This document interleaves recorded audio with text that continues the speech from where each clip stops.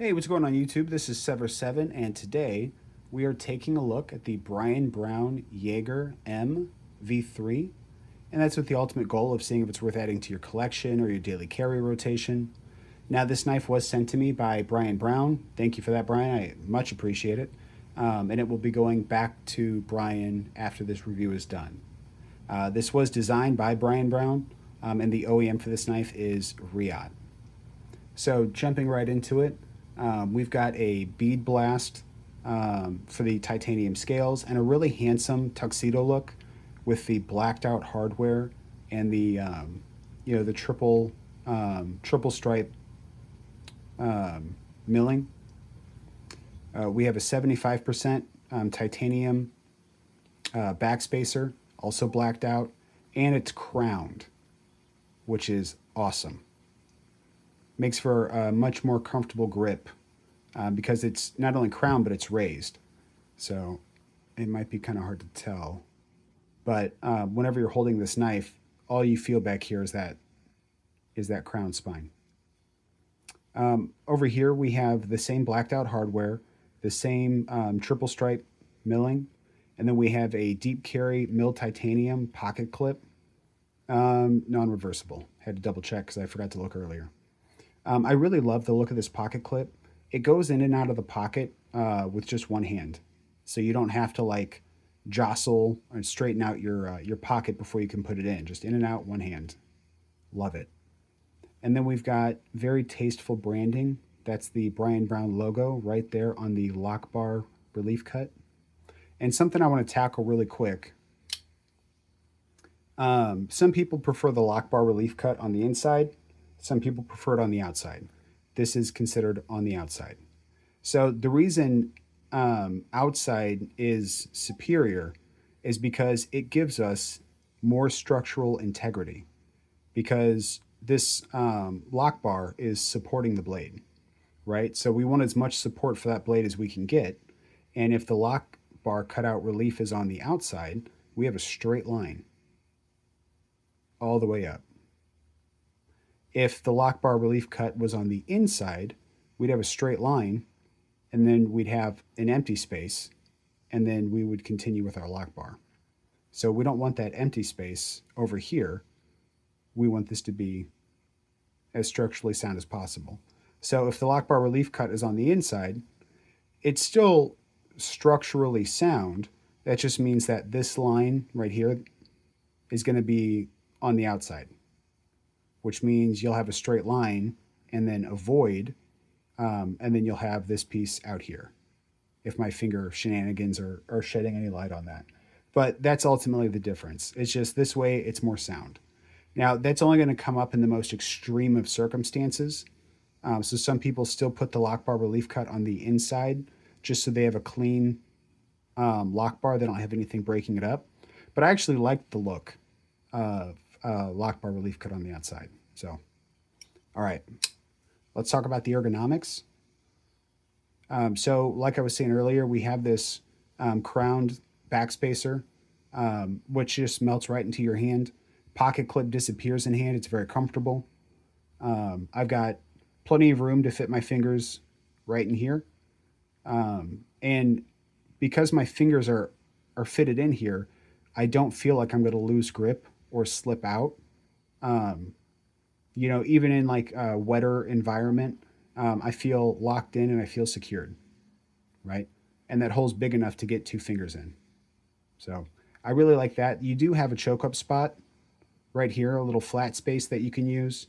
No functional jimping, which is, it's not that big of a deal. Kind of a bummer, because this knife really wants to be used. And I feel like having some jimping up here would have lent itself towards all day usage. But you do get a pinch grip right here on this flat spot. So any precision cuts, any draw cuts, you're in total control of this blade. Like whatever you want to do down to the finest detail, especially with, how easy it is to get to that tip. Even something incredibly detail oriented you can do with this knife. Lends itself very much to EDC. Let's talk about the blade a little bit. We've got a a tall hollow grind on the blade, a very handsome swedge up top. We have a flat grind on the flats, and then this is Vanax, right? So this is Vanax blade steel. That's going to be known for super corrosion resistance and solid edge stability. So it is a good, it's not a very tough steel, but it is a good steel overall, especially if you're in corrosive environments. You know, you're not going to have to worry about this thing rusting out, or, I mean, you could even use this like in the water. It'd be fine. So if you want to take it camping or fishing, this knife will do all those things for you very handily. And you won't have to worry about the weather, you know, tearing it down or rusting it or anything like that. Very handsome blade overall, very utilitarian. With that tall hollow grind, you're going to be slicing through whatever comes your way, whether it's Amazon packages or maybe you work 12 hours at the factory and all you do is box cutting. This would be a knife that you'd want to take with you. This can absolutely handle that job. Overall, very handsome blade and very utility driven. Now, let's talk about the action on this knife. There's a unique quality that some knives have, very few, that people really enjoy. And we see now that it's more known. Other companies are trying to build it into their knives. They're just not entirely sure how to yet.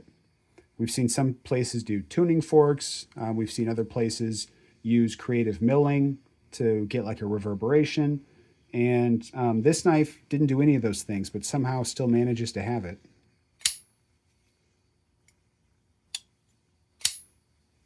That oh so sweet ting. Oh yeah.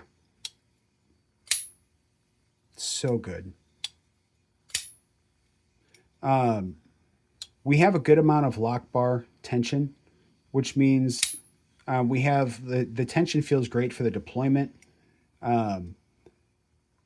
Whenever I push out the lock bar, it's essentially dropped shut. But whenever I leave the lock bar as is, there's enough tension there that stops this from dropping on its own.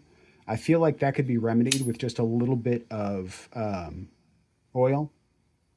But this isn't my knife, so I'm not going to take apart it. I'm not going to lube it. Not going to do anything like that. But the action is so fantastic. I can only imagine with a little bit of lube, we would get that hydraulic close, and it would be incredible. Acoustics on the way down. We get a nice, satisfying little like kunk. Nothing to write home about necessarily, but the acoustics on the way out are so good that it really doesn't even matter. Very fidgety. Definitely something that you could fidget all day with, and really, because of that ting and the way it feels, I mean, it's just dialed in so well. Yeah, I've been fidgeting this thing like an absolute monster. These are sold out, so it's going to suck to give this back because I'll probably never handle one again. But absolutely fantastic action. Now let's talk about some specs.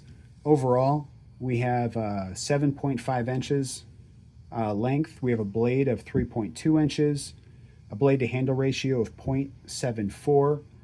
Anything over 7 is good, or anything over 0.7 is good, but the closer you get to 0.8, the better it becomes, right? So here's a good example. This knife right here is at about a 0.8 blade to handle ratio.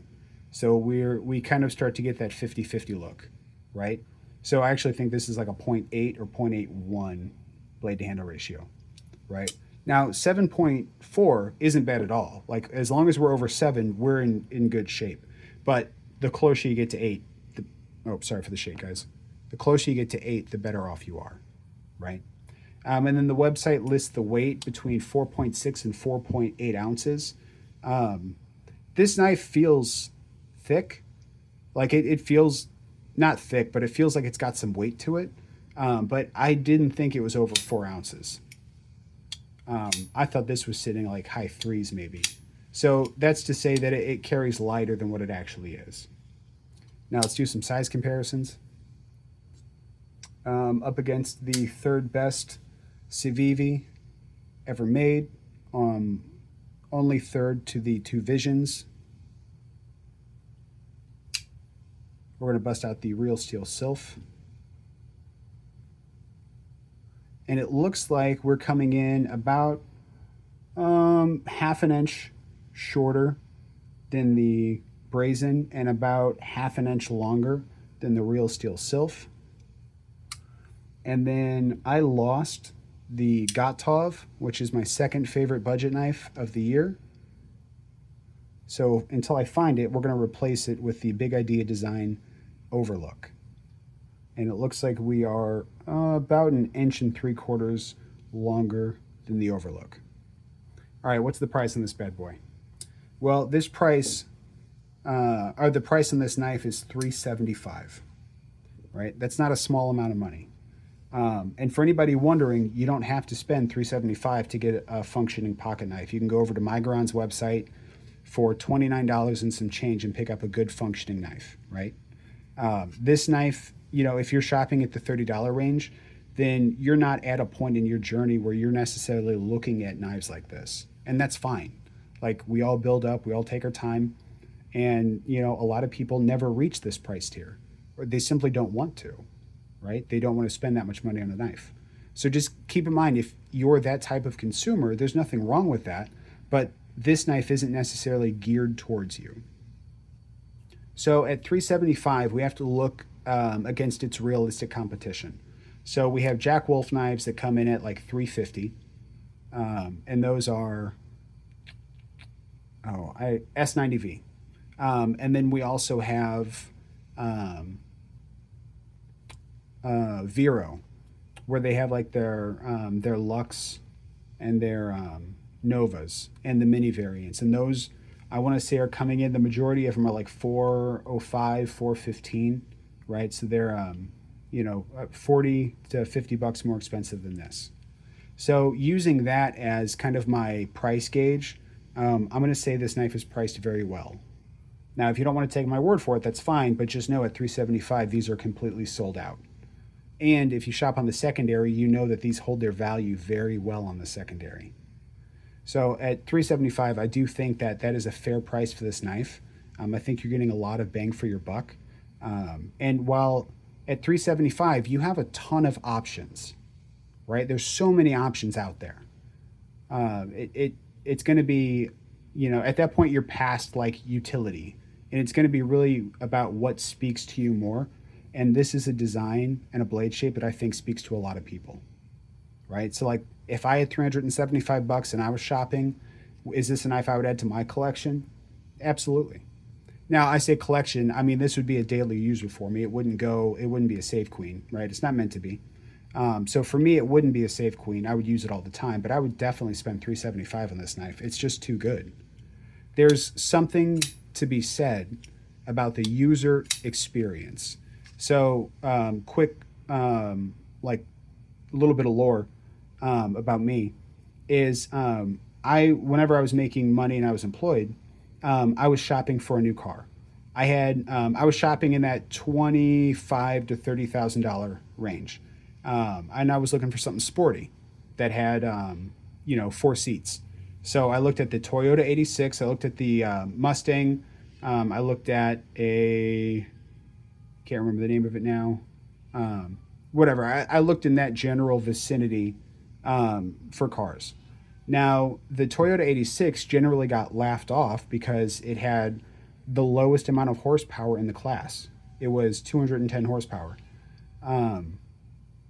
But whenever I got behind the wheel and I realized how low I was sitting to the ground and how comfortably I could maneuver tight turns, it just felt way better than the Mustang, even though on paper the Mustang beat the tar out of it, right?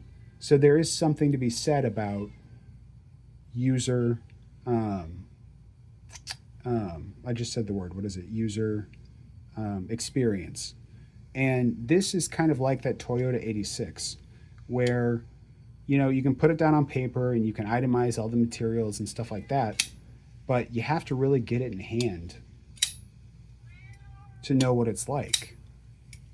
My cat is going crazy back there, by the way, if you can hear that. And the user experience on this is, 10 out of 10. So yes, this is absolutely something I would daily carry, something that I would drop $375 for. But let me know. Is this something that would make it to your rotation, or is this something that would be a collection piece for you? Or did this knife miss the mark for you completely? Or do you regret not getting one when you had the chance? Because I can tell you that's how I'm feeling. But whatever the answer is, let me know down in the comments. If you found this video useful, hit the like button. Please don't forget to subscribe. And until the next time, guys, peace.